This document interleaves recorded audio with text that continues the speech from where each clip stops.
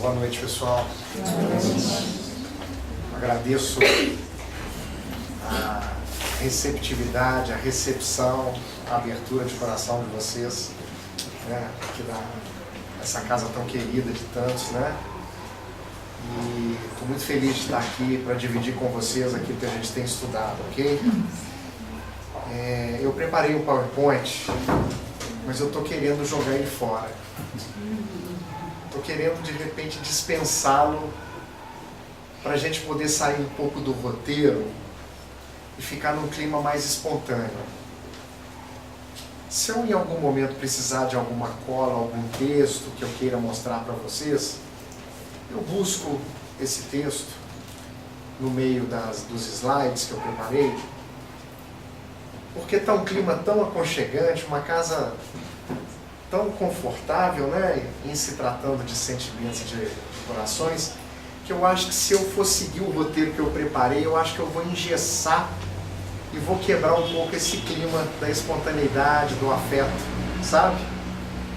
Então eu vim nessa dúvida, ao chegar aqui eu já falei, não, vou deixar ele ali para não falar que, né, que ele não foi usado, mas eu acho que a gente vai poder conversar um pouquinho sobre a meditação, um caminho para o encontro de nossa alma. Eu sei que vocês têm uma dinâmica aqui, né, durante o trabalho, mas eu pretendo com que eu não fique apenas aqui numa falação, não. Eu pretendo que a gente tenha pequenas percepções, pequenas vivências, né, sobre o nosso assunto, não com o intuito de que a gente possa aprender sobre a meditação, mas para que a gente possa se sentir e se perceber a partir dos elementos que nós traremos aqui, ok? Bom, então meu nome é Fred, quem quiser conversar comigo, estou aqui à disposição, estou aberto, não preciso nem levantar a mão, tá bom? Se quiser levantar a mão, levanta, a gente vai administrando aqui. Se fizer alguma pergunta que eu não sei, eu saio correndo mesmo, ok? Muito bem, gente. Onde eu devo ficar? Posso ficar aqui assim? Acho que vai ser melhor ou é melhor aqui? O que vocês acham? Aqui assim, né? Ok, então vou ficar aqui. Vou poder saber que assim eu vejo o pessoal lá fora também. Tá dando para escutar? Ok. Bom, gente, olha só. A primeira coisa que eu gostaria é de fazer uma enquetezinha aqui. Quem aqui já tem uma prática habitual de qualquer tipo de meditação? Levante a mão, por favor. Uma, duas, três, quatro pessoas. Aí fora tem alguém? Não, né? Então, num universo aqui de quantas pessoas nós temos aqui? Umas 50? Umas 50, 60 pessoas? Nós temos 4 pessoas aqui que têm prática de meditação. Quantas pessoas aqui já experimentaram, já tentaram, em algum momento, 1, 2, 3 ou algumas vezes, praticar a meditação? Então aqui nós já temos um universozinho aí de mais de 10 pessoas, talvez umas 15 pessoas, já tentaram praticar a meditação. E quem aqui nunca tentou praticar meditação? Mais ou menos dividido, as pessoas que já tentaram, mas não praticam, e as pessoas que não tentaram praticar meditação. Então, olha só, nós vivemos num mundo que dá pra gente... Eu estou com 44 anos de idade, chegando aos 45 agora no mês de julho, dia 5 de julho, viu gente? Querem um endereço para mandar um presentinho? Não precisa não, né? Olha só, tá chegando, né, 45 anos. Estou com 45 anos. Eu lembro da minha vida profissional, comecei a trabalhar com 14 anos. Eu lembro do ritmo profissional dos meus pais, quando eu era criança. Lembro do início da minha vida profissional. Aos 18 anos, eu pagava os meus estudos, eu era responsável, eu tinha total independência financeira, né? Ou seja, eu já trabalhava muito mesmo, eu comecei a trabalhar comercialmente aos 16 anos de idade. E a partir desse momento eu já comecei a contribuir na minha casa, com os meus estudos e tal. E eu lembro, então, eu sempre gostei muito de trabalhar. Então eu trabalhava bastante, o ritmo de vida era outro, né? Para começar, a gente não tinha celular, a gente não tinha computador, né? Eu lembro na empresa que eu trabalhava, chegou o primeiro computador. Então as pessoas, era comum as empresas mandarem cartas, né? Digitavam cartas na máquina de datilografar, né? E mandavam as cartas solicitando alguma coisa, depois recebiam. Depois as empresas começaram a trabalhar muito também, né, com o telex, tinha o telex, né? Aí surgiu o fax.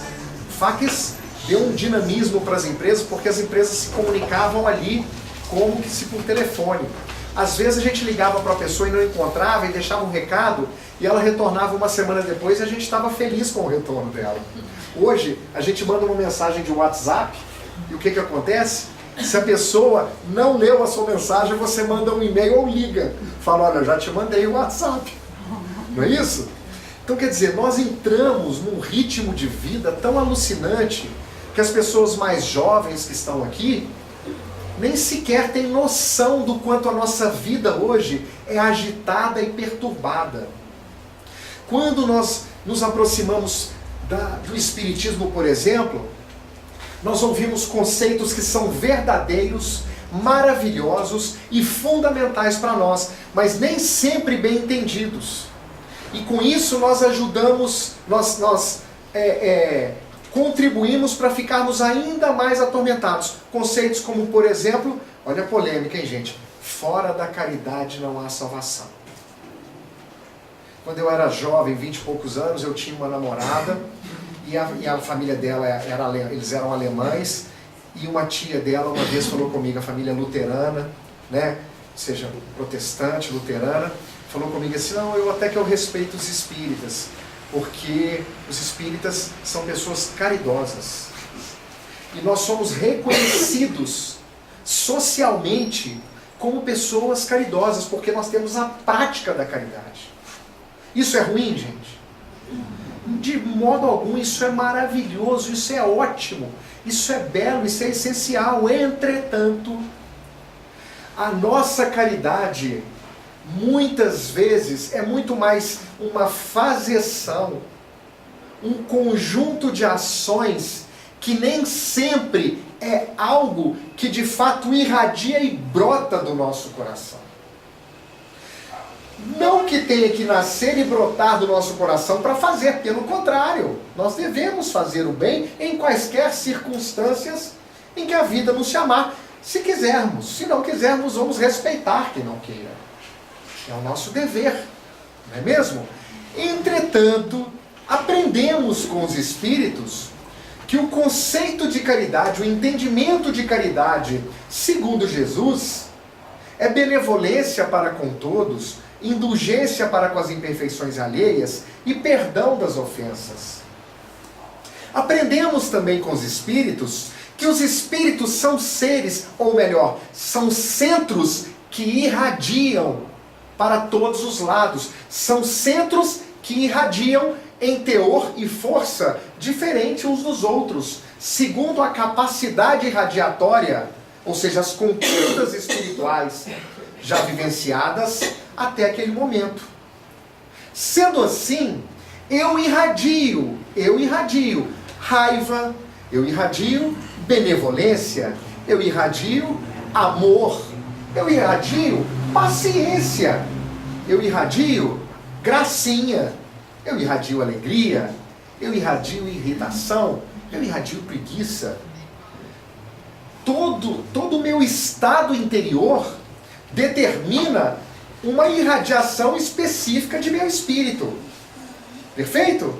Então, eu vou irradiar diversas cores, de diversas formas, diversas combinações de estados íntimos. Mas se alguém me chateia e passa por cima das minhas propostas de vida, dos meus ideais ou dos meus sonhos e dos meus projetos,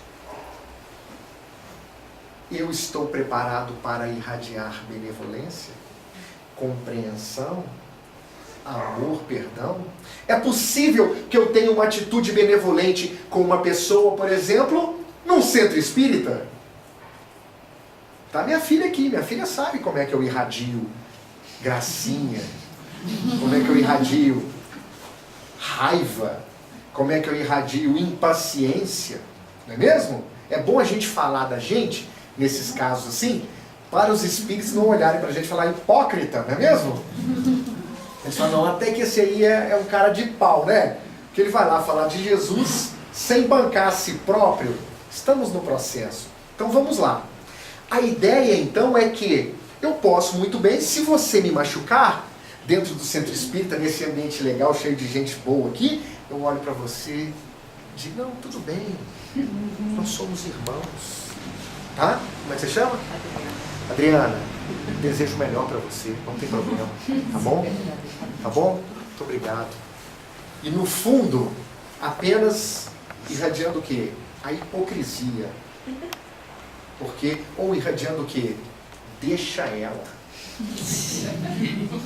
Próxima encarnação, hein? Não é isso? Então a nossa natureza. Então nós vivemos no mundo e nós ocidentais perdemos ou não aprendemos ou não adquirimos o valor de parar, de sentir quem nós somos, de ir para dentro.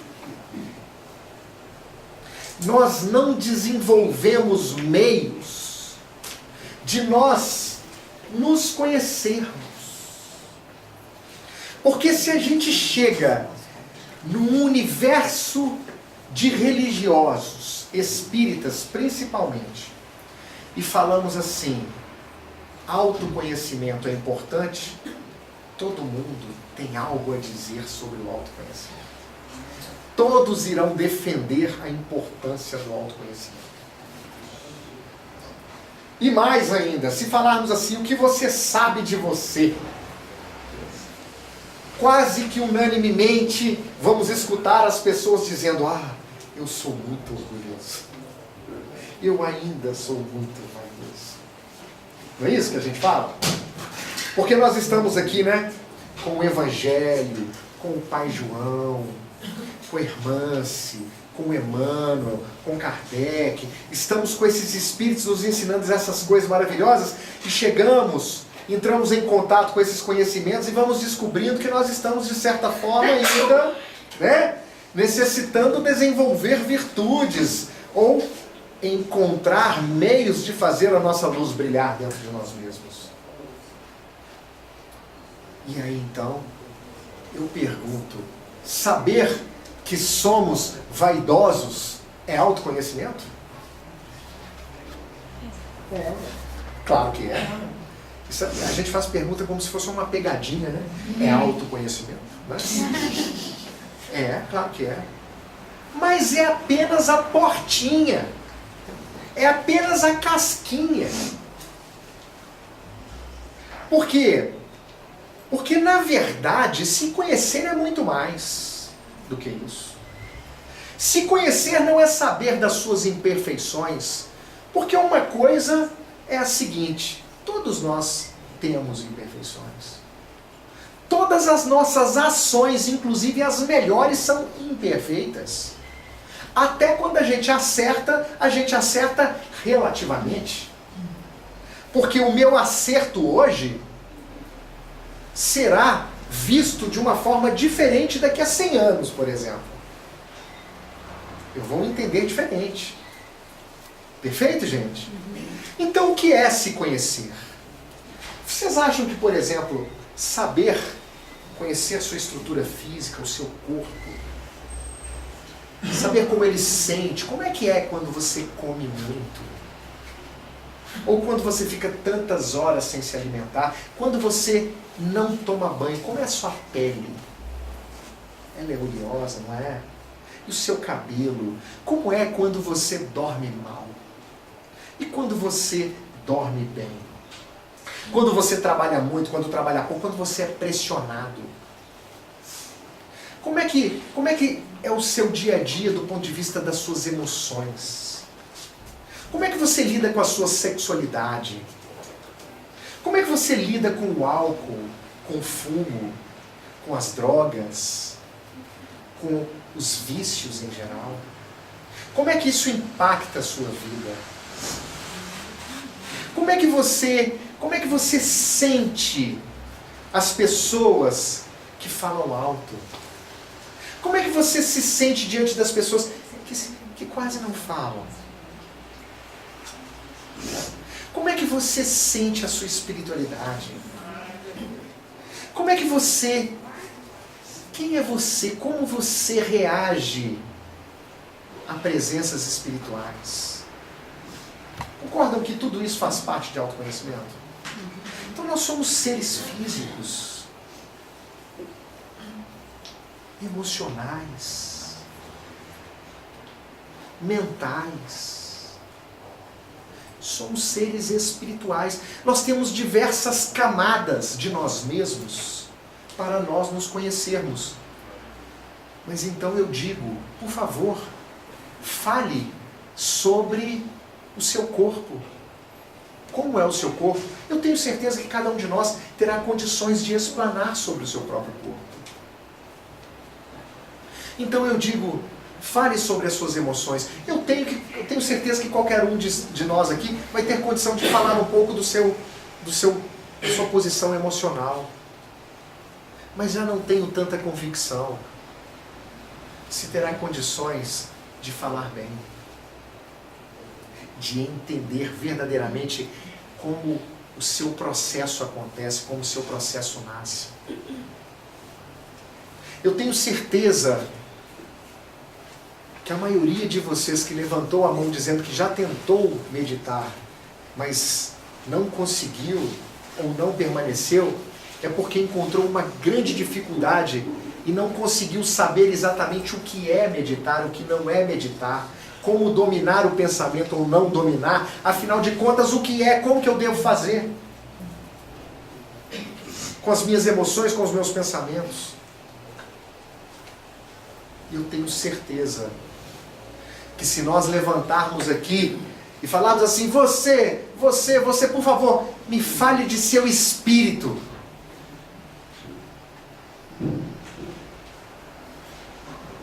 Colocaremos essas pessoas numa sinuca de bico, porque é bem provável que elas tenham muito pouco a dizer daquilo que elas são no seu nível mais profundo. Entende? Então, diante de uma sociedade que gosta de agir, de fazer, e que não quer pensar, que não quer sentir, que não quer se dedicar a ir para dentro, que vive num contexto de valores sociais que a obriga a trabalhar e trabalhar e trabalhar e trabalhar, a fazer e fazer e fazer, e que diz para ela o que é ser bem-sucedido. Estabelece. Ser bem-sucedido, por exemplo, é o quê? Ter grana. Porque se você não tem grana, você não é bem-sucedido. Ser bem-sucedido é ter patrimônio. Ou ter moral no seu contexto profissional. Talvez nós estejamos precisando parar um pouco mais do que na quarta-feira. Entende? Porque eu vou dizer para vocês, gente, os amigos espirituais que estão aqui, eles querem ajudá-los, mas eles não podem fazer o trabalho que cada um de nós tem que fazer. Eles não podem fazer a nossa parte.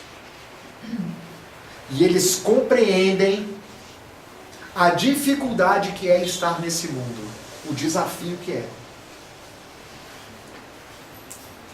Então o nosso problema está relacionado com a nossa incapacidade de nos movimentarmos em nossas estruturas, do físico ao espiritual.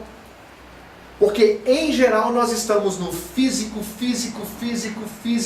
emoção, pensamentos já não são elementos de observação e de atenção. São reflexos.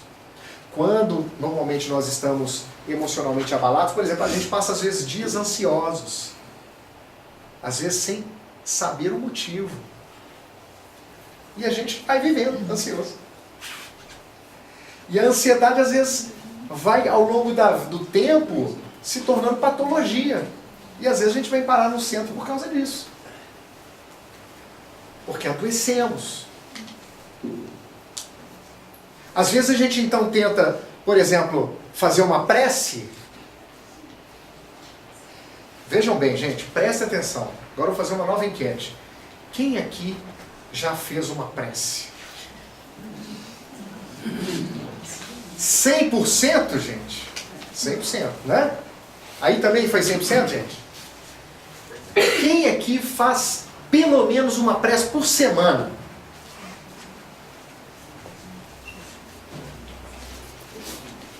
Quem aqui faz uma prece, tenta fazer uma prece todo dia? Tenta fazer uma prece todo dia. Entenderam, gente? Tá legal, nós fazemos uma prece todo dia. Concordam? Fazemos uma prece todo dia. Quem aqui sente-se convicto de que consegue orar de verdade? 2, 3, 4. 4 pessoas se sentem convictas de que conseguem fazer uma oração verdadeira, consistente. Então agora eu vou contar um pouquinho rapidamente a minha história com a meditação, não com o intuito de enaltecer, porque não tem motivo para isso. A primeira vez que eu tentei fazer uma meditação, gente, eu tive um êxtase espiritual. Foi muito legal.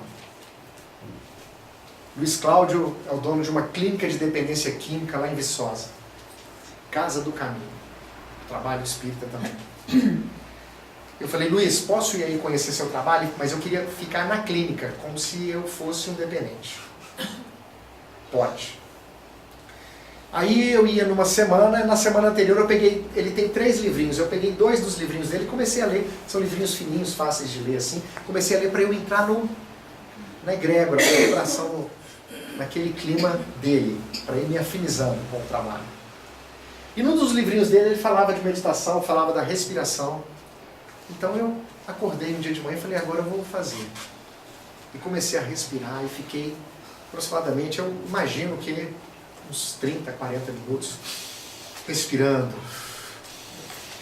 Gente, eu juro para vocês, foi uma das experiências mais incríveis que eu tive na minha vida. Depois de um tempo, eu tive uma sensação de ter acessado o Pai. É como se eu tivesse, tipo os Espíritos falam no livro dos Espíritos, que os Espíritos superiores veem e o compreendem Deus, mas nós apenas intuímos. É como se eu tivesse, por um átimo de segundo, tido uma experiência de Deus. Entendem? É a minha primeira vez que eu meditei. E durante 10 anos eu falei isso com as pessoas sem conseguir repetir a experiência. 10 anos apenas no blá blá blá, falando com as pessoas que isso era possível de ser vivido, mas sem ter repetido a experiência. E sabe por que eu não repeti a experiência, gente? Sabe? Eu não sei. Desinteresse. Falta de foco, de tempo. Obsessão, o que vocês quiserem, pode pôr no meio. Pode ser um pouco de tudo isso. Mas eu vivi essa experiência e somente 10 anos depois é que eu comecei a de fato me interessar. Mas você praticou durante esses 10 anos? Não pratiquei, é isso que eu estou dizendo. Durante 10 anos, ou seja, quem teve uma experiência tão maravilhosa deveria ter adotado aquilo como algo sistemático para a sua vida. Não é mesmo? Eu estou aqui mostrando para vocês que se nós temos dificuldade de nos entregarmos um tempinho maior do nosso dia a isso, mesmo tendo encontrado alguma experiência que nos diz que a experiência vale a pena, que faz sentido, imagine para a maioria das pessoas que nem sequer viveram uma experiência. Compreendem? Então, é interessante nós percebermos a nossa cabeça ocidental. Se nós não lutarmos por querer, está lá no Evangelho segundo o Espiritismo, a fé é a vontade de querer. Porque às vezes eu falo que quero, mas quero só da boca para fora. Então ter fé é ter vontade de querer. E vontade, a vontade é um elemento mental que direciona toda a nossa força mental, toda a força criada em nossa mente. Porque a todo instante nós pensamos, a todo instante nós sentimos. E dessa conjugação de sentimentos e pensamentos, nós acumulamos ao nosso redor um campo mento-eletromagnético que define quem somos, que se acumula em termos de força ao nosso redor, e essa força pode ser usada como pode ficar ali, acumulada. Tudo que fazemos na nossa vida demanda de vontade. Às vezes a nossa vontade, ela vem de uma obrigação que você tem. Você tem que fazer. Né? Tem que fazer, ué. Seu chefe mandou, seu filho acordou de madrugada, está chorando, você tem que ir lá dar uma mamadeira para ele. Tem que ninar, pôr ele para dormir, fazer qualquer coisa, enfim. Você está com vontade de ir no banheiro, ou você faz na cama, ou você levanta. Vontade. Então, às vezes, a nossa vontade ela é determinada por fatores externos que nos levam, nos obrigam. Mas existem os elementos que fazem parte da nossa escolha. Como, por exemplo, espero que a maioria de nós estejamos aqui, não por uma determinação da vida, ainda que possa ter sido isso o nosso passo inicial, mas hoje porque isso aqui é importante para nós. Nossa vontade. Perfeito? Então, pessoal, vamos perceber um pouquinho de nós mesmos. Vamos nos sentir rapidamente. Vou convidar vocês para se assentarem confortavelmente.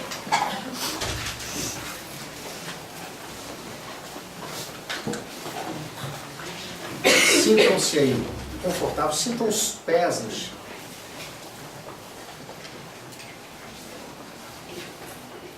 Fecha os olhos, quem quiser pode ficar com o olho aberto. Sinta os seus pés encostando no chão, relaxando.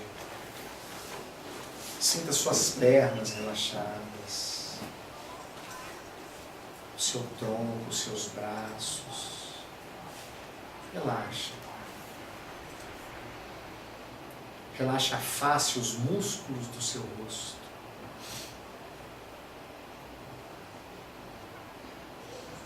Respire um pouco mais profundamente. Sinta a sua respiração.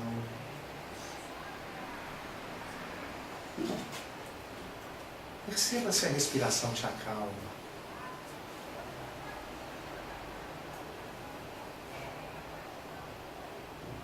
Respire um pouco mais profundamente, ainda um pouco mais.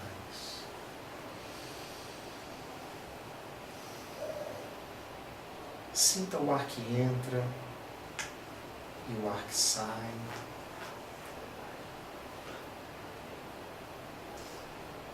Perceba agora, emocionalmente, como você está. Você se sente bem? Como você se sente?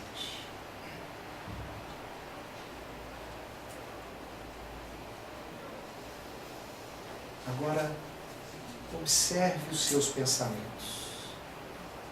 Não lute contra eles.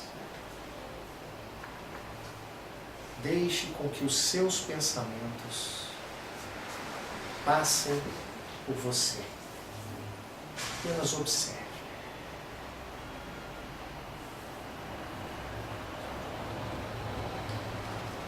Vamos ficar assim alguns instantes.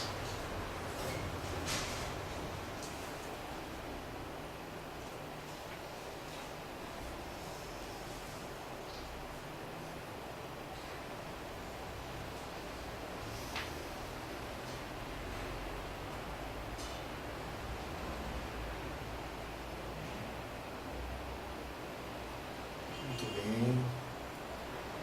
Vamos voltando, mexendo as mãos, os pés, abrindo os olhos.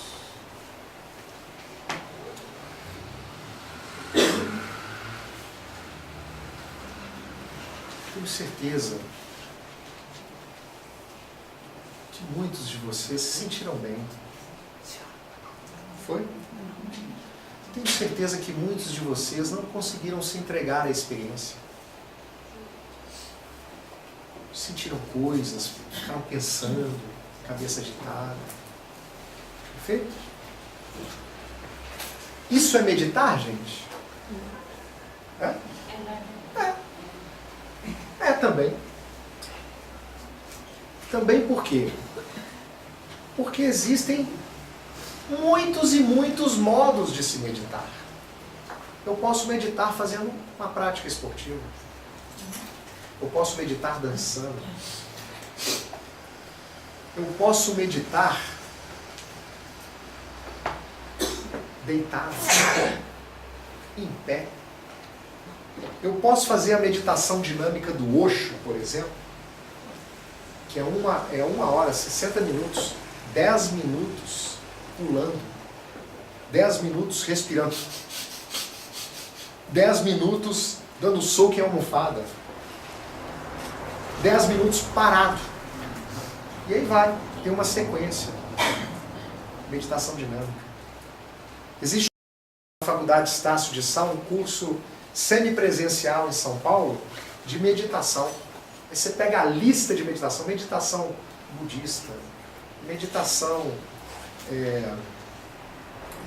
hinduísta, meditação cristã, meditação, todo tipo de meditação.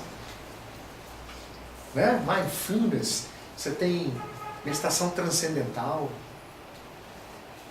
Dentro do catolicismo existem diversas abordagens diferentes meditativas. Né? No budismo, no hinduísmo, muitas formas de se meditar. E é interessante nós percebermos porque é que dentro do Espiritismo não existe uma abordagem meditativa. Por que o Espiritismo não nos ensina a meditar assim?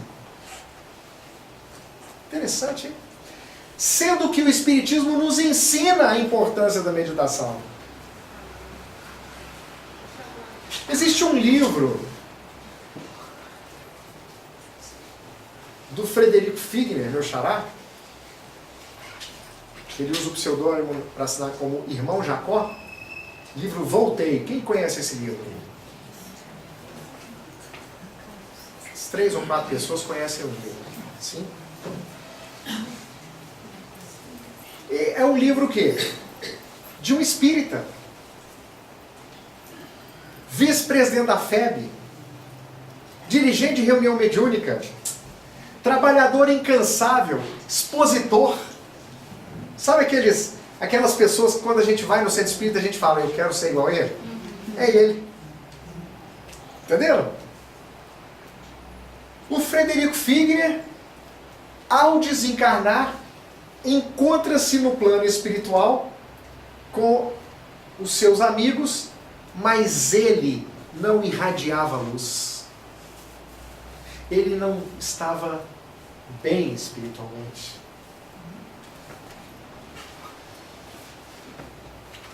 E o livro vai ensinar para a gente sobre a importância, sobre o imperativo de nós meditarmos.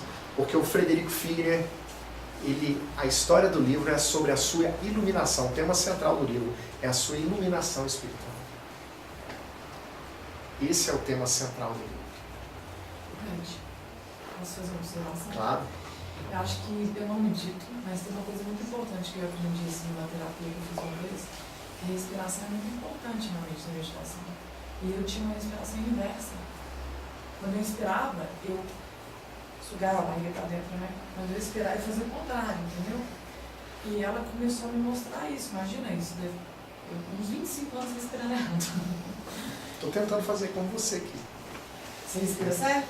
Acho que sim. Inspira, sua barriga tem que estufar, tem que encher, Ou seja, né? encher o pulmão é irradiar. Você inspira, aí sim expandir, você emagrece, né? e Que a contrair. barriga vai para trás, Só que eu fazia assim, e acho que eu faço até hoje, mas quando eu presto atenção nisso, aí eu tento inverter e as coisas melhoram.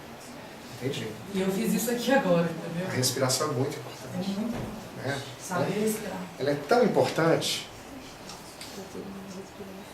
que... Primeiro slide. Tá vendo? É porque eu lembrei disso na hora e comecei a fazer o que ela tinha ensinado. Foi bom. Muitas meditações trabalham com a respiração. Muitas meditações. A maioria, inclusive, utiliza-se da respiração. No livro, então, do irmão Jacó, o livro Voltei, Frederico Figueiredo, a história dele é começar a acender a sua luz. E ele faz isso através da meditação. E ele vai dizer coisas maravilhosas que eu vou tentar mostrar para vocês algumas delas. Por exemplo, então nós vamos, por exemplo, para poder trabalhar a questão da meditação, nós temos que falar de respiração. Como é que você chama? Fernanda, e o mais interessante, velho, quando eu fui contar isso para algumas amigas, todas respiravam errado. É mesmo? Quando eu fui falar, como é que vocês respiram, né? Isso um dia depois da terapia. Aí as três falaram, gente, todo mundo tá vivão, ansioso, entendeu? Eu pratico exercício respiratório para conseguir meditar. Entendeu? A minha meditação começa com exercício respiratório, a minha forma. Mas eu também participo de um processo terapêutico, e sou vinculado a um centro terapêutico, onde existe uma cartografia da consciência específica, e a base do trabalho dessa cartografia é a respiração. Existem outras abordagens que trabalham com a respiração. Existe a respiração holotrópica, onde através dela, o Stanislav Grof desenvolveu meios de parar de usar medicamentos como o LSD para expandir a consciência dos seus pacientes, e através da respiração ele consegue alcançar os mesmos fins, de levar o paciente a um processo de expansão consciencial. Então a respiração é um elemento que está aí à nossa disposição, para você usar como um objeto de concentração da sua mente para começar a meditar, ou até mesmo para você poder trabalhar a sua expansão de consciência e a sua contração de consciência, porque a respiração pode ser ao mesmo tempo uma metáfora e um meio de você dar ao seu próprio ego a experiência de expansão e de contração.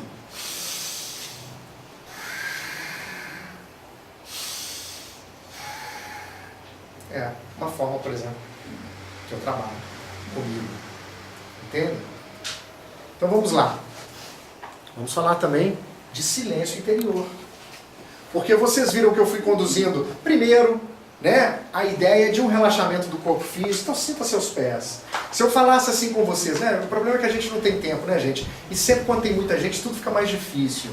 Mas se eu estivesse sozinho assim com a senhora, como é que você chama? Selma.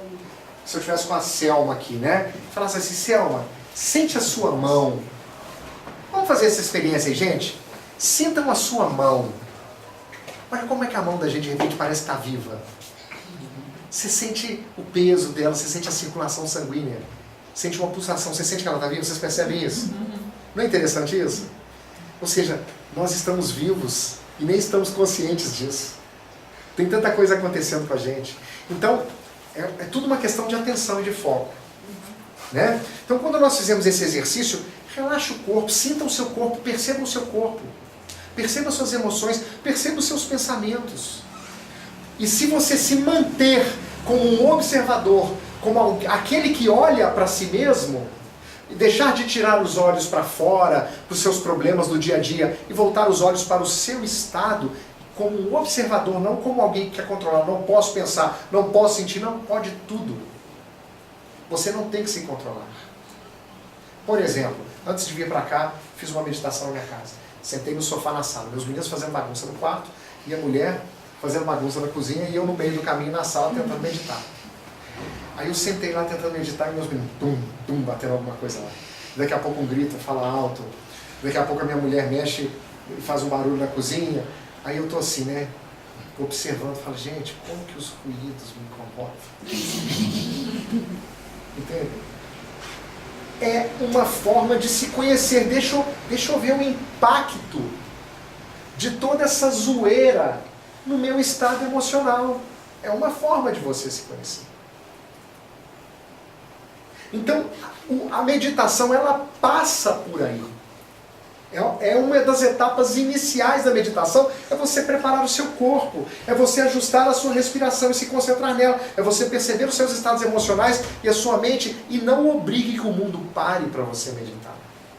Porque o êxtase espiritual que a Madre Teresa de Calcutá teve para poder decidir ir para Calcutá e servir aos mais pobres dos pobres, aconteceu dentro de um ônibus cheio, fétido, com galinha e papagaio dentro. E porco e tudo mais. O ônibus numa estradinha, um ônibus super desconfortável. Ela teve um êxtase espiritual, ou seja, ela conseguiu, naquele ambiente conturbado, ir para dentro de si mesma e olhar para si mesma, olhar o seu estado íntimo. Então, quando nós aprendemos a ficar nesse campo como observadores de nós mesmos, nós vamos ganhando experiência. Quando eu digo isso, não é ao longo das semanas, não. É durante um processo. Basta um processo que você, se quiser, você consegue. Não que você tenha que conseguir de primeira. Mas é possível. A meditação está ao alcance de todos, qualquer um, a qualquer momento. Embora seja difícil permanecer assim. Mas nós podemos, ela está ao nosso alcance. É como a prece, qualquer um consegue. Aliás, daqui a pouco nós vamos conectar na oração, meditação e prece. Então, quando você desenvolve a capacidade de observar, sabe o que vai acontecendo? Os seus pensamentos vão perdendo força, essas energias vão deixando de ser atormentadoras e vão perdendo força, e daqui a pouco você alcança o silêncio interior. Fred, uma dúvida. Pois não. Uma vez eu tentei meditar e eu observava que toda vez que eu começava, minha mente, ela fala muito. E o tempo inteiro. Não é só a sua, eu vou contar para você. Os budistas chamam a nossa mente de macaco. Os nossos pensamentos pulam como macacos, de galho em galho. São pensamentos involuntários. Esses pensamentos são involuntários por quê? Porque é tudo aquilo que a gente pensa. Nós temos mais de 5.000 pensamentos por dia. Essas forças se acumulam, elas estão vivas. O nosso campo mental-eletromagnético é um campo vivo, dinâmico. Entende? Então, isso é natural em nós. Porque nós ainda estamos na inconsciência. Quanto mais conscientes, nós vamos aprendendo a ter domínio de nós mesmos. E o domínio de nós mesmos é aprendermos a usar os nossos pensamentos, os nossos sentimentos, a nossa força criada a todo instante para uma direção específica e não estarmos aí alheios aos jogos. Mas continue, por favor. Mas então, minha dúvida era essa. Eu ficava tentando meditar, mas eu nunca tinha um silêncio. Sempre ela estava falando alguma coisa. E aí eu tento meditar até ela ficar quieta. Essa é a ideia. Você não lutar contra a sua mente e ser uma observadora. O fato de você ser uma observadora da sua mente já é um estado meditativo. Porque você está desconectando dos seus pensamentos involuntários, da sua mente. Você está sendo a observadora. É como se eu estivesse aqui falando assim, olha, minha mente está pensando na bicicleta, a minha mente está pensando na conta que eu tenho que pagar, a mente está pensando no que eu quero comer, mas eu estou aqui observando a minha mente. Isso já é um estágio da meditação. Entende? E a gente precisa valorizar isso. Só que se nós avançarmos e dermos continuidade a isso, nós teremos condições de ver esses pensamentos perderem força. E nós conseguiremos, por exemplo, momentos de verdadeiro silêncio, que é o estado que os budistas chamam, acho que são os budistas que chamam de não-mente, não, o Osho que chama, de não-mente. É o estado de, ao mesmo tempo, alguns dizem não é concentração, mas é um estado de você estar em silêncio, em paz. E quando nós alcançamos esse estado, muito rapidamente, nós podemos voltar para o estado anterior, ou podemos ir mais. Somos visitados por um certo estado de graça, porque sentir isso é muito edificante, é muito enriquecedor para o espírito e traz uma sensação de paz, de amplitude, de conexão universal. Então são estados que nascem a partir do silêncio. E aí a gente caminha, quando a gente alcança o silêncio, a gente caminha para etapas muito importantes que nós iremos tentar falar delas aqui um pouquinho. Ô Fred, Tá. você deu exemplo aí de macaquinhos, né? Que Mente de macaco. Engraçado, quando eu tento ficar em silêncio, vem até muito mais ideias do que se eu tivesse. É como se tivesse, você não vai conseguir. Aí pensa nisso, pensa naquilo, pensa em coisa que nem tem nem lógica, entendeu? Esse é o padrão. Esse é o nosso padrão. Por isso que é difícil. Não é que é difícil, porque não é difícil. Nós não estamos habituados. Nós ainda não valorizamos.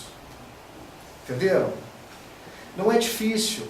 É apenas uma questão de calma. Acho que se você for tentando, você consegue. Não, e nem é tentar como a gente está acostumado a tentar a subir uma montanha, eu vou vencer, não. É simplesmente se entregar à experiência. Ao caminho. Não lute para dominar a experiência. Deixe com que ela aconteça. Faça a sua parte. Observe. Você pode, veja bem, porque a nossa ideia é de que eu vou sentar e vou meditar aqui e vou entrar num estado profundo e vou permanecer nele até a hora que eu terminar. Não. Você vai, volta e vai ganhando experiência, vai ganhando fluência. E se você pratica isso um dia, 2 dias, 2, 3 vezes por dia, um dia, 2 dias, 3 dias, 4, tal, você vai ficando cada vez mais natural, menos difícil, mais fácil. Aí você para uma semana, o que acontece? Começa de novo depois. Porque é começar de novo. Mas você já aprendeu, você já descobriu que é verdade, que dá certo. Então você entra depois do estado do silêncio interior, né? Nós vamos falar então de meditação. Vamos falar Fred, de prece. eu associo muito a questão da meditação e as notas musicais. Com certeza. Porque quando você pega uma nota, você entra nela, na nota, você tem uma vibração e como é que eu posso falar? Um teor, que ela permanece. Se você abaixa ou sobe, você está mudando de faixa. Sim. Então, quando você tenta praticar isso sem esse engessamento, que eu não posso movimentar, pensa numa orquestra que movimenta, mas se você faz isso, e sabendo que você faz parte dessa orquestra, mesmo que são muitas formas, instrumentos que estarão ali tocando, e na verdade você ama, você passa a gostar, a sentir como algo esplêndido, fantástico. Independente do resultado, não tem que ter um resultado, não tem que ter uma coisa já pré. Quando você estabelece o pré, aí na verdade, você não quer experienciar. Exatamente. Né? A meditação ela tem disso. De você, por exemplo, eu sentei para meditar e os meus filhos estão fazendo barulho, minha mulher está fazendo barulho. Então, qual é a minha meditação naquele momento? É perceber como é que eu lido com tudo aquilo. Foi o que eu dei conta naquele instante. Entendem? Foi perceber cada barulho, como que aquilo vinha com uma força imensa. Às vezes eu estou em casa, os meninos estão fazendo barulho e eu nem estou vendo. Não é isso? Então nós vamos falar sobre essas questões. Olha só. Então, falar de exercício respiratório. Nós temos 2 fontes aqui para poder mostrar para vocês que é uma abordagem espírita. No livro Os Mensageiros, por sugestão do instrutor, abeiramos-nos do mar em exercício respiratório de maior expressão. É uma realidade. Uma realidade do conteúdo espírita. No livro Nosso Lar, vieram 200 instrutores de uma esfera muito elevada a fim de espalharem novos conhecimentos relativos à ciência da respiração. A ciência da respiração é uma realidade que nós precisamos prestar atenção. Nossa amiga saiu ali agora, que ela foi lá, não passa, né, para mostrar. Silêncio interior. Ninguém pode sustentar-se sem o banho interior de silêncio. É uma necessidade de sobrevivência, de subsistência. Como nós necessitamos tomar banho, nós precisamos entender que alcançar, aprender a fazer silêncio interior é uma necessidade da alma. Entendem isso? Né? Restaurando as próprias forças nas correntes superiores de energia sublime que fluem dos mananciais celestes. Ou seja, aprender a fazer silêncio é aprender a se conectar com os mananciais celestes, ou seja, a receber do universo, a receber de Deus. Olha que lindo, gente. Não é lindo? Né? Ó Senhor, irmão Jacó no livro Voltei. Olha só, o homem que fazia tudo, que estava na atitude, na prática espírita, que era o espírita que nós queríamos ser como, né? Que se estivesse aqui nesse momento nós estaríamos assim, eu quero ser igual ao irmão Jacó. Quero ser igual ao Frederico Figueiredo, não é isso? Você tem que ver lá no centro, tem um cara lá que é show de bola. Nossa, quero ser igual a ele. Olha o que o irmão Jacó fala. Ó Senhor, por que não fazemos bastante silêncio dentro de nós para ouvir-te os ensinos? Depois vocês vão ver como que o irmão Jacó concorda com a Madre Teresa de Calcutá. Enquanto nos demoramos nos atritos do mundo, enquanto nós estamos aqui com nesse mundão que nos exige, que nos cobra e tal, né? Perfeito? Olha que bacana. Por que não, Senhor? Por que a gente não se dedica a isso? Por que o sujeito tem um êxtase espiritual por 10 anos? Ele fica só falando com os outros, tirando onda de que ele já viveu uma experiência meditativa legal. E não repete, não vive, não se entrega. Entendem? E eu, graças a Deus, gente, estou praticando meditação, sabe? Estou praticando meditação, mas vivo as minhas fases em que eu me afasto de tudo. E aquelas fases que é difícil de voltar. Então eu sei como é. Eu sei o quanto é difícil. O quanto é, por exemplo, agora, graças a Deus, de repente você tem a memória. Você vai falar, não, eu já sei que isso acontece, que isso é assim. É como você ter uma experiência virtuosa e falar assim, não, eu já acredito no bem, não tenho dúvida. Quanto tempo seria ideal? Olha, eu diria para você o seguinte, não existe tempo ideal. Mas se eu pudesse falar por mim, eu diria para você o seguinte, se você tiver 30 segundos, faça de 30 segundos. Quando você estiver dirigindo, faça quando você estiver dirigindo. Quando você for no banheiro, faça a meditação no seu banheiro, respire. Se entregue a isso. Quando você estiver nervosa numa reunião de negócios, faça. Respire. Sem dar bandeira, né, gente? Porque a gente também não precisa ficar bancando onde, né? Por aí não. Vamos ser discretos, vamos viver a nossa experiência conosco, né? Mas se você puder, ao longo do dia, faça algumas vezes 5 minutos, 30 segundos, o que for possível. Mas tente encontrar 30 minutos por dia para você. Entende? Tente encontrar 30 minutos por dia para que você possa, durante esses 30 minutos, se entregar a uma experiência um pouco mais profunda. Porque 30 minutos é um tempo muito pequenininho. E quando que você vai fazer? Olha, tem gente que gosta de fazer de manhã. Eu não gosto de fazer de manhã, eu prefiro fazer à noite. Eu não gosto de fazer na hora que eu acordo. Eu já acordo meio cheio de coisa para fazer, cheio e tal. Eu prefiro fazer à noite, antes de dormir. Agora, seria bom se eu fizesse de manhã, de tarde e de noite. A minha meditação maior, uma meditação mais completa.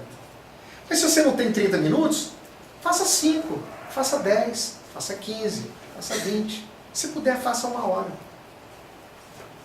Faça. Faça. Queira, busque. Né?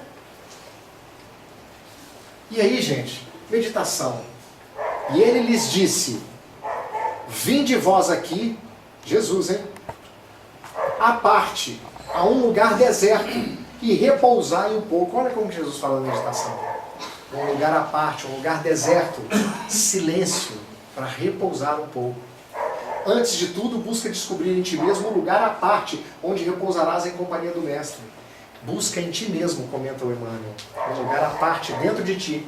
Ou seja, o Emmanuel está nos dizendo, como o irmão Jacó nos disse ali, que existem ambientes íntimos diferentes. Que nós não somos só esse corpo. Que nós não somos só essa atmosfera magnética, esse campo magnético. Que esse campo magnético ele possui camadas. E que entre o físico e o espírito existe todo um caminho. Aprendemos no Espiritismo com Allan Kardec que a lei de Deus está escrita na nossa consciência. Está gravada na nossa consciência. Então a nossa consciência é Deus em nós.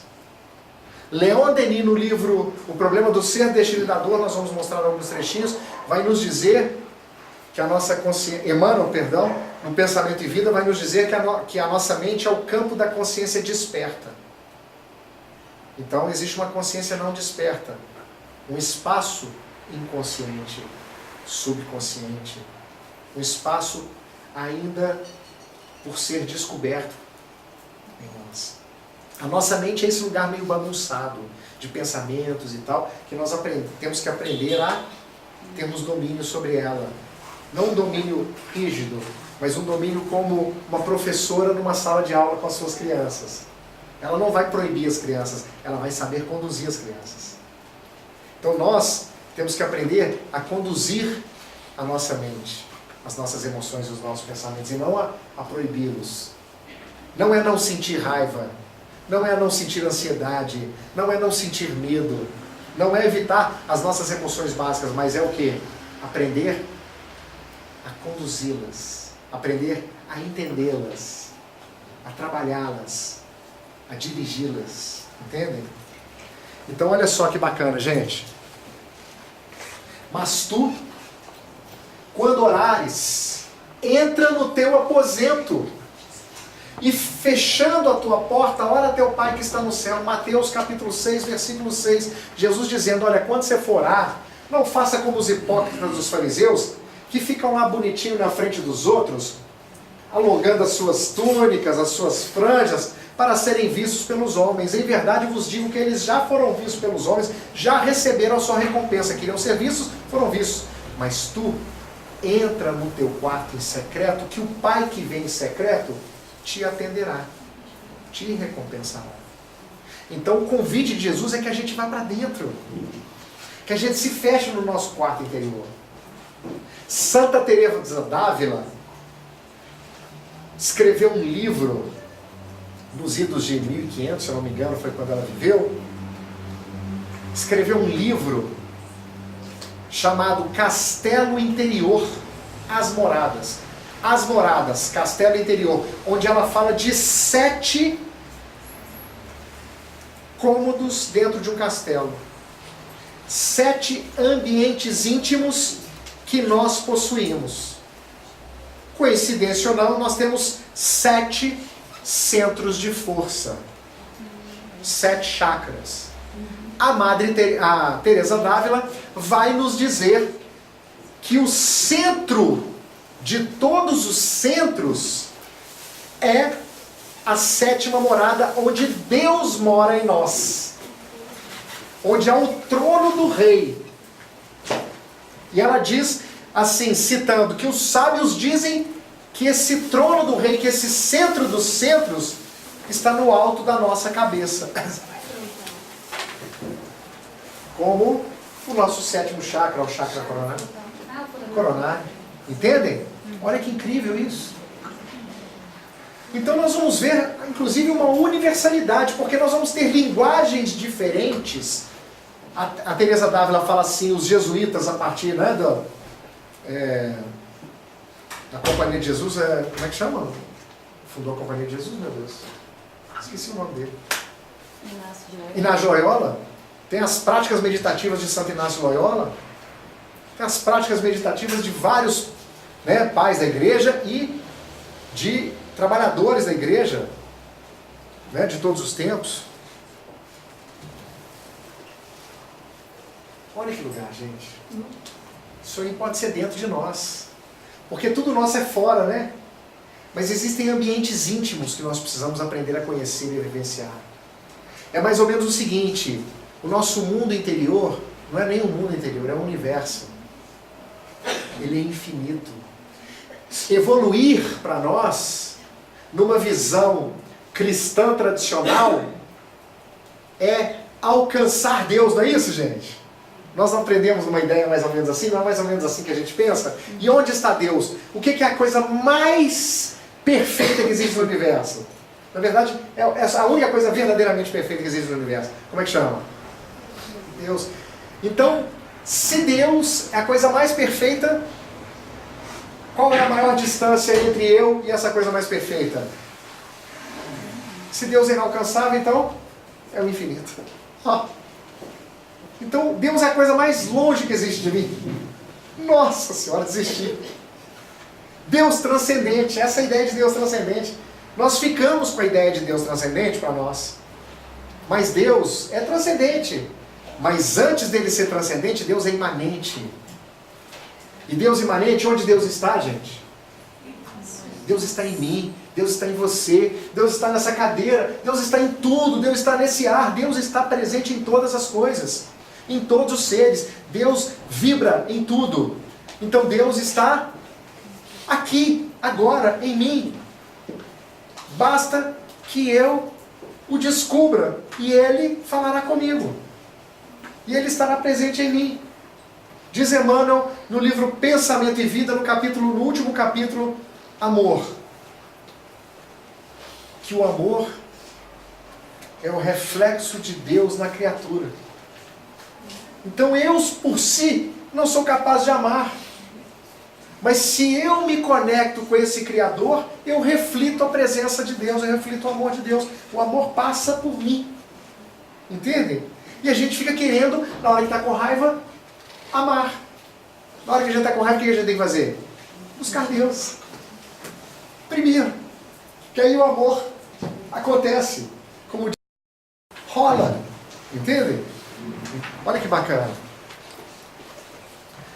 Conhece-te a ti mesmo. Então nós já falamos aqui de autoconhecimento um pouquinho, já antecipamos essas coisas aqui.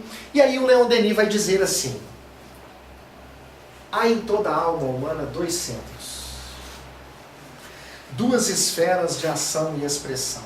Olha que bacana. No livro O Problema do Ser, Destino da Dor. Então tá aqui, né? Já falamos. A nossa consciência. Vocês gostaram do meu desenho da mente, gente? Vocês não viram os efeitos especiais, né? Então tá aqui a nossa mente. Nossa mente é o campo da nossa consciência desperta. Tá vendo? Então, o Leon Denis também diz, esse aqui é o Emmanuel e aqui é o Leon Denis. Há em toda a alma humana dois centros, ou melhor, duas esferas de ação e expressão. Estou te atrapalhando aí, né? Tá. Uma delas, a exterior, manifesta a personalidade, o eu, com suas paixões, suas fraquezas, sua mobilidade, sua insuficiência. Não parece com a gente? Né? Paixões, mobilidade. O que é mobilidade? Cada hora a gente está de um jeito. Né? A gente está em casa brigando com um, daqui a pouco a gente vai para o centro espírita falar coisas bonitas. Né? Aí a gente atende uma pessoa e fala, ó, que amor legal que eu sinto, daqui a pouco uma pessoa faz alguma coisa com a gente sente raiva, tem vontade de vingar. Aí a gente sente inveja, aí tem preguiça, mobilidade. Ou seja, não dá pra gente, a gente se sente bem, se sente mal, se sente feliz, se sente seguro, cada hora a gente está de um jeito, nossa vida é assim. Né? Nossas fraquezas, nossa mobilidade, nossa insuficiência. Enquanto esse centro periférico, essa parte mais externa de nós, for reguladora do nosso proceder, teremos uma vida inferior, semeada de provações e males. Olha aí a nossa infelicidade. Por que nós somos infelizes? Porque nós ainda não aprendemos a ir para dentro. Entendeu? Porque a nossa vida está sendo controlada, as nossas decisões, pelas nossas forças mais periféricas. Pelas nossas expressões de vida inconscientes. Ou seja, mais instintivas, mais sujeitas aos jogos. Nós ainda não aprendemos a termos experiências mais profundas de nós mesmos. Manifesta a personalidade, o eu, suas paixões, suas fraquezas, mobilidade e insuficiência. Está aí, ó, fazendo um quadrinho. A outra, interna, profunda, imutável, é ao mesmo tempo a sede da consciência. A sede da nossa consciência. A fonte da vida espiritual. É o templo de Deus em nós. Olha que lindo isso, gente. O templo de Deus em nós. Onde Deus está? Em nós. Nós temos um templo interior. Lembram de um poema de Alta de Souza que chama... Como é que chama, filha, a música do Alta de Souza? Meu irmão, tuas preces mais singelas. Como é que é, gente? Mensagem fraterna. Meu irmão, tuas preces mais singelas são ouvidas no espaço ilimitado, mas sei que às vezes choras consternado ao silêncio da força que interpelas. Volve ao teu templo interno e abandonado, a mais alta de todas as capelas. E as respostas mais lúcidas e belas hão de fazer-te alegre e deslumbrado. Ouve o teu coração em cada prece. Deus responde em ti mesmo e te esclarece, com a força eterna da consolação. Psicografia de Chico Xavier. Alta de Souza, o primeiro livro que o Chico psicografou. Foi um livro de poemas, né? De poesias de grandes personalidades, de grandes poetas. Olha que lindo. Templo interno, volve ao teu templo interno e abandonado, a mais alta de todas as capelas. Então vai para dentro de si, nesse lugar interno, profundo, silencioso. Porque é lá que é onde Deus, a fonte da vida espiritual, o templo de Deus em nós, a sede da consciência é onde Deus vai falar conosco. Entendem? Aí, ó, fiz um desenhozinho, para a gente entender. Aí, olha, é só quando esse centro domina o outro, aqui a nossa periferia, a nossa mutabilidade, a nossa ansiedade, o nosso medo, aqui. É só quando esse domina o outro. Somente quando esse centro domina o outro. Olha aí, gente, gostaram? Efeitos especiais, hollywoodianos.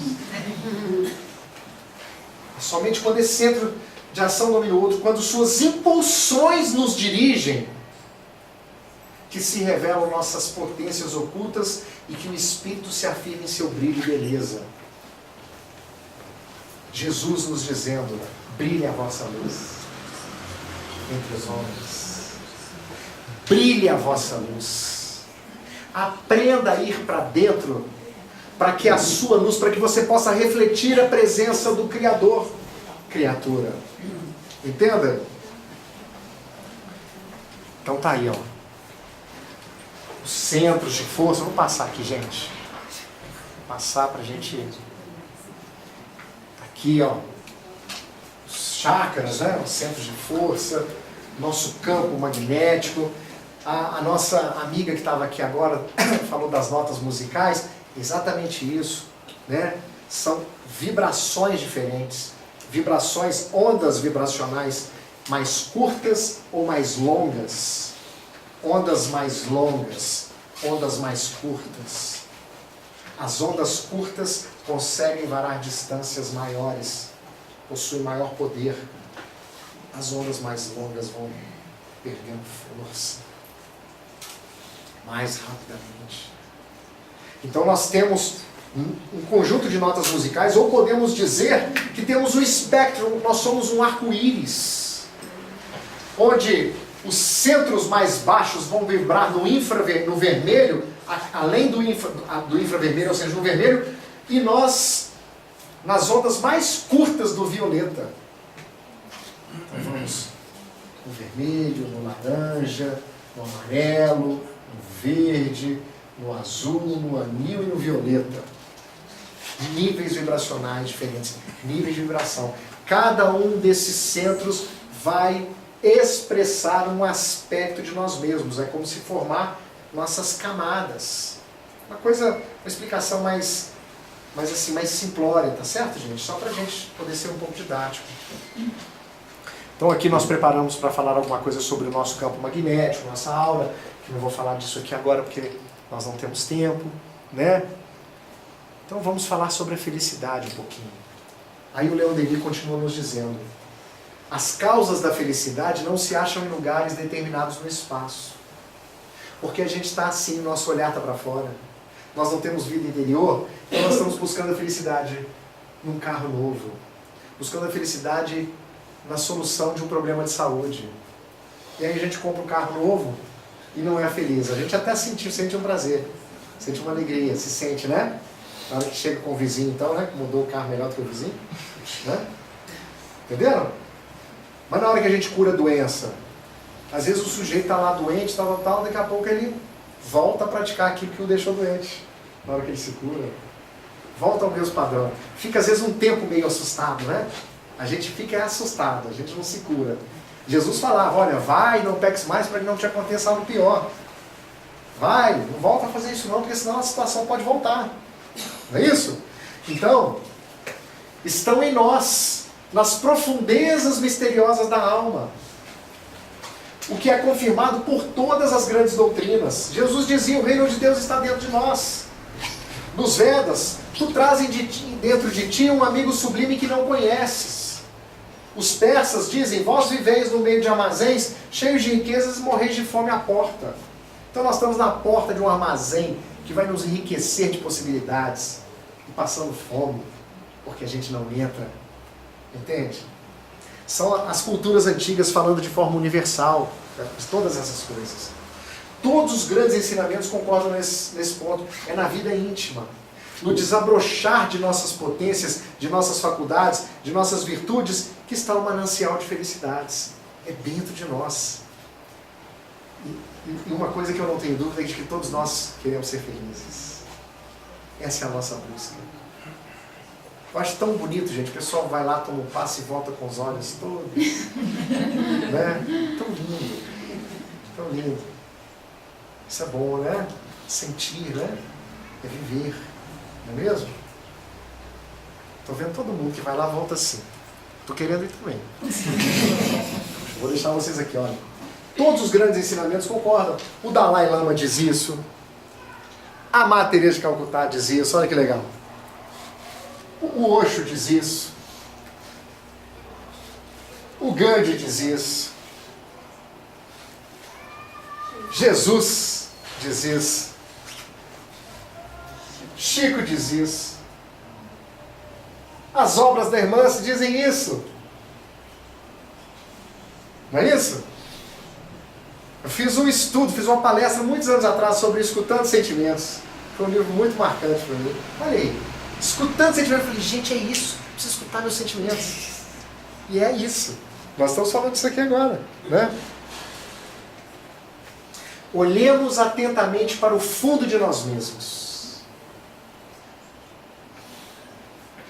Fechemos nosso entendimento às coisas externas. E depois, olha a importância de praticar. De havermos habituado os nossos sentidos psíquicos à escuridade e ao silêncio, veremos surgir luzes inesperadas.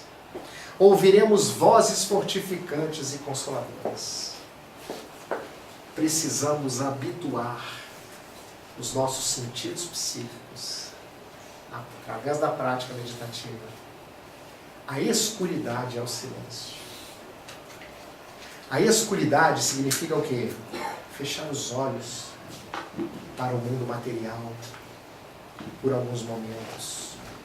Ser capaz de realizar isso. E ao silêncio. E aí então veremos nascer vozes, ouviremos vozes fortificantes e consoladoras.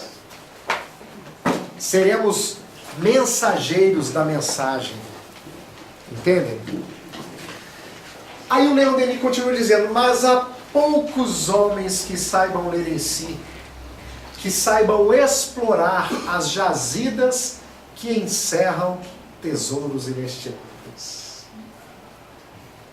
Há poucos homens.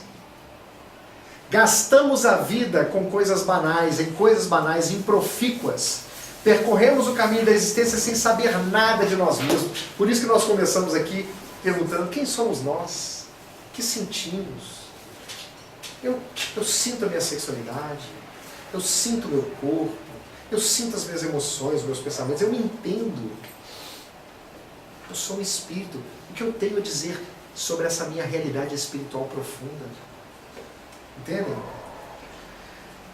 Das riquezas psíquicas cuja valorização nos proporcionaria gozos inumeráveis. Então aqui eu estou trazendo um embasamento para vocês das coisas que eu já disse para vocês. Eu estou mostrando para vocês, o meu intuito aqui é mostrar para vocês que essas não são as minhas ideias. Isso é universal. É o que todas as grandes almas do planeta Terra nos dizem, nos ensinam. Nós precisamos de nos lançarmos nessa experiência. Na maior parte dos homens, os pensamentos flutuam sem cessar. É o que a nossa amiga estava dizendo. Eu tento. O que a Amanda também estava nos dizendo aqui, né? A gente tenta, o pensamento, Amanda mesmo, né? Que a Amanda estava nos dizendo. A gente tenta e tal, a cabeça acelerada, né? Tenta meditar depois de uma noite na boate. Tenta meditar depois de um banho gostoso. Tenta meditar depois de uma conversa eufórica, de uma discussão. Tenta meditar depois de assistir A Cabana. Quem já assistiu A Cabana aí, gente? Imperdível, hein, gente? Eu adorei, viu? Eu adorei, achei lindo. Na maior parte dos homens, então, os pensamentos são assim. Então, nós, como a nossa vida, muitas vezes a gente vai na festa mesmo. Muitas vezes a gente vai ter uma discussão mesmo. Mas muitas vezes a gente também vai tomar um banhozinho. Às vezes a gente vai assistir um filme bonito. Então nós temos que, inclusive, ter a coragem de experimentar isso. Experimentar uma situação crítica. Porque em algum momento nós vamos ter que aprender que não existe um momento para estarmos com Deus.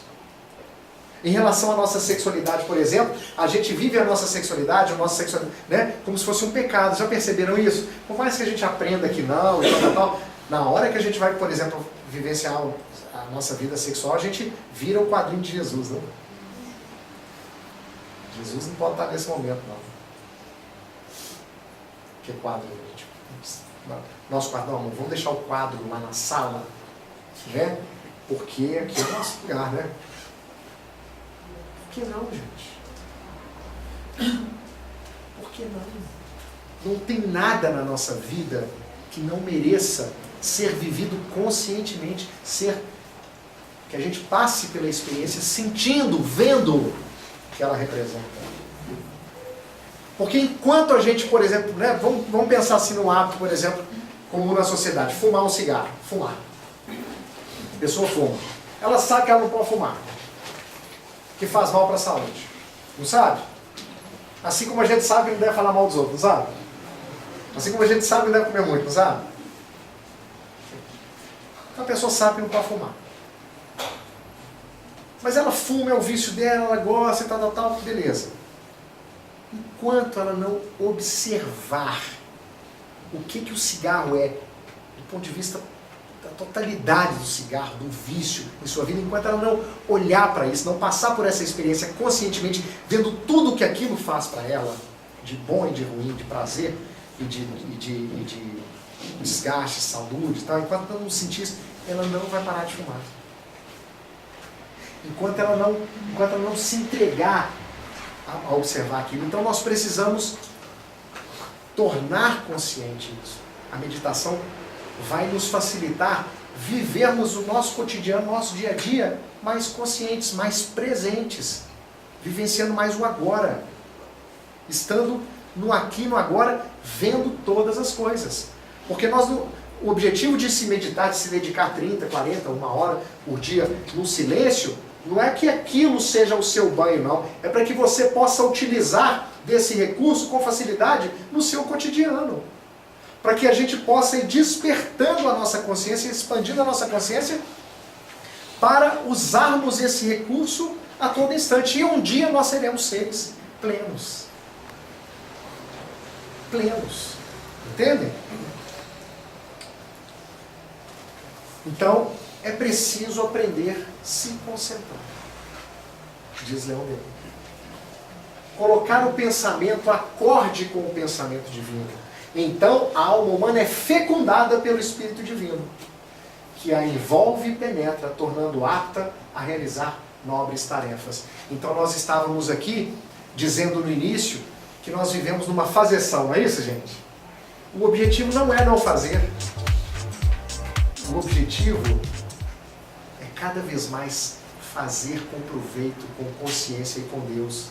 Cada vez menos com inconsciência por fazer.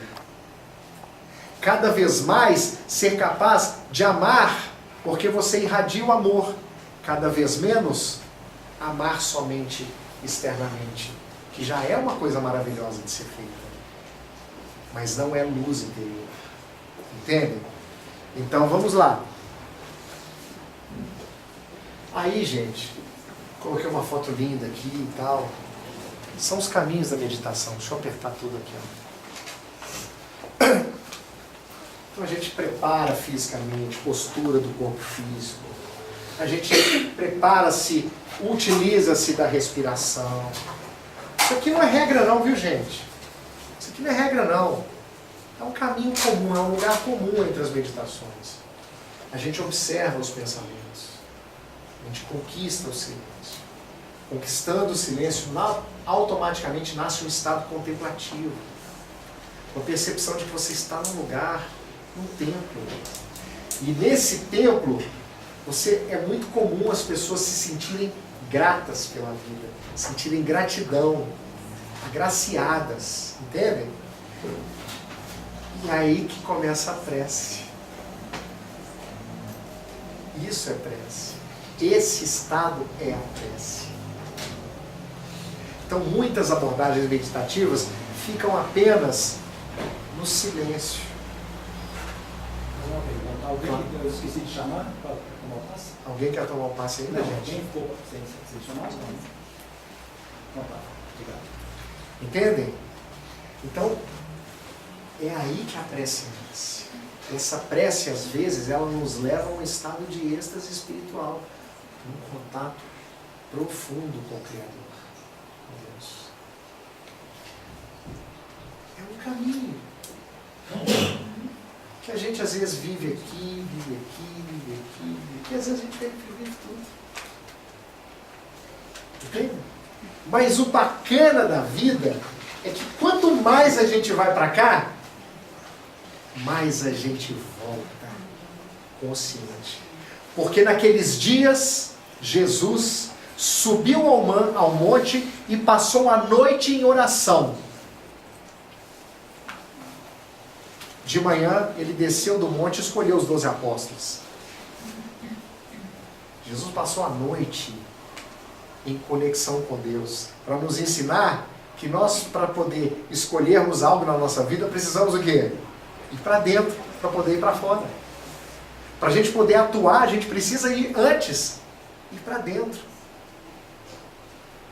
Para poder atuar com precisão, com acerto espiritual. Entendem? Olha que lindo isso. E aí a Madre Teresa de Calcutá, gente, olha só, eu adoro a Madre Teresa. Eu sou fãzaço. Já li as biografias dela, eu adoro ela, sabe?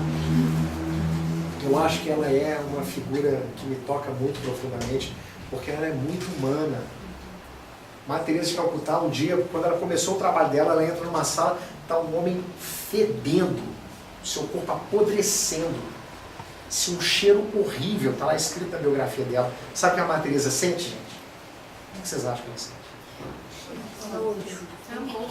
Ela sente asco. É isso que é o legal. Ela sente asco. Mas ao mesmo tempo que ela sente o asco, que é a sua periferia, que é aquele aspecto mais externo da nossa mente, não é isso? Da nossa consciência, que ela sentiu asco, ela também tinha um movimento de ir para dentro. E quando ela foi para dentro, o que ela sentiu? Ela teve capacidade de amar, de vencer o asco.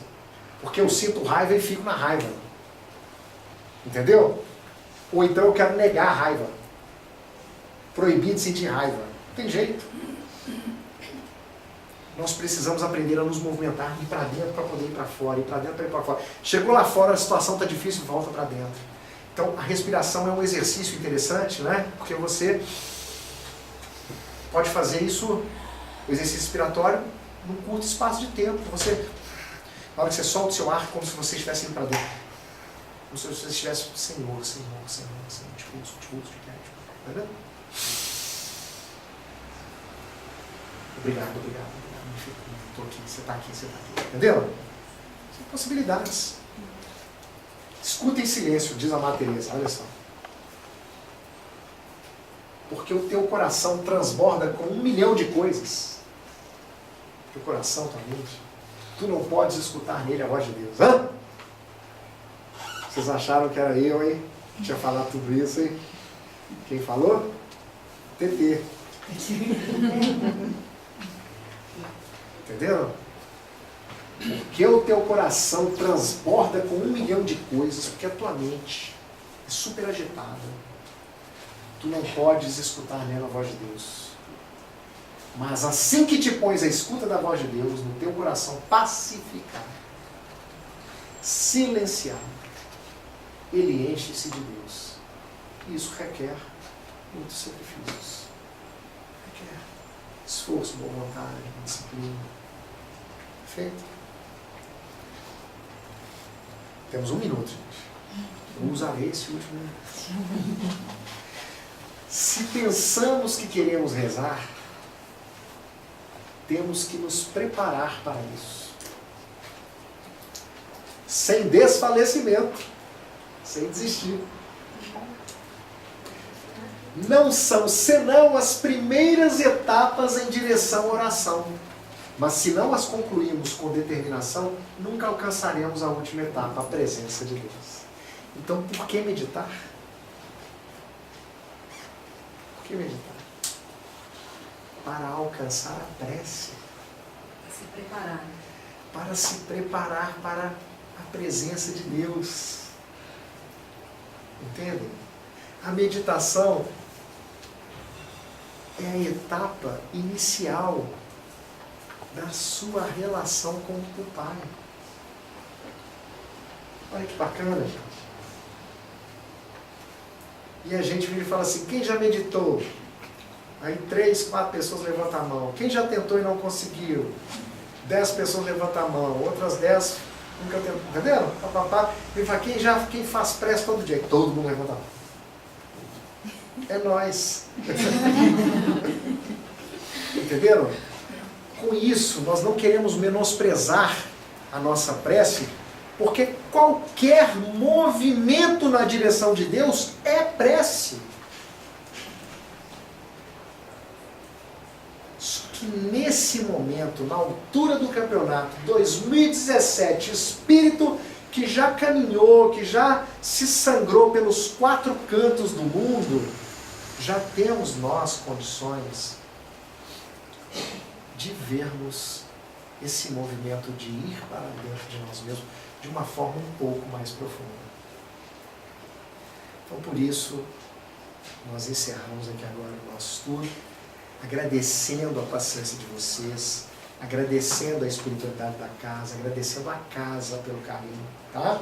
E pedindo perdão aí pelas nossas fraquezas, nossas brincadeiras fora de hora. E muito obrigado por tudo e eu espero que o estudo possa ter alguma utilidade para vocês.